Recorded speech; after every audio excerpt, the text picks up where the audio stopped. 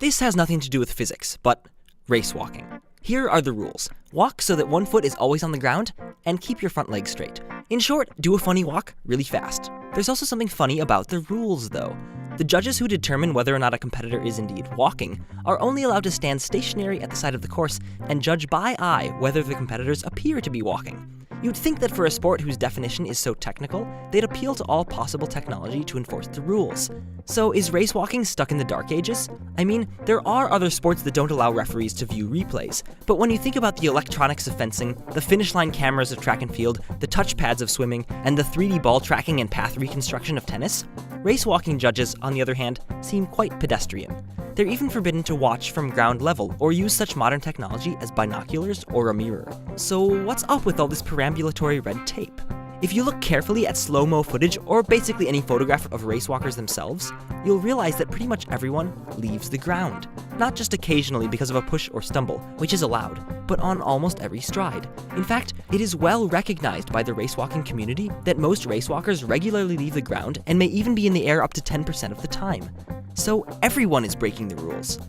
Now, there are plenty of arbitrary rules in sport, but the fact that most athletes break the traditional defining rule for this sport is, to say the least, surprising. And this isn't like the suspicion that almost all professional cyclists are doping, because unlike our constant struggle to test and catch dopers, we are well within the technological means to catch ungrounded racewalkers.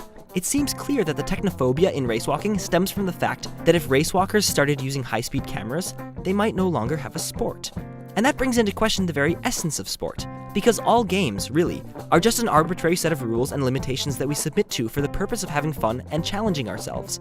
I mean, there's a reason that track and field forbids bicycles, cycling forbids motorcycles, and motorcycle racing forbids rockets.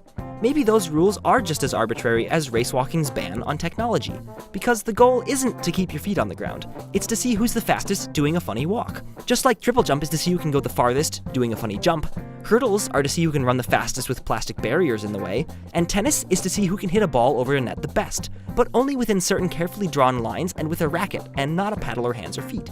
Sport, ultimately, is not about the sport, but about the athletes and their struggles, triumphs, and defeats. It's about how far we're able to push the boundaries of human ability, within the boundaries set by the rules. So, is racewalking a sport in denial, desperately holding onto its past and blatantly refusing to accept technological advances that in principle improve the judging of the sport, but in reality shake its very foundations?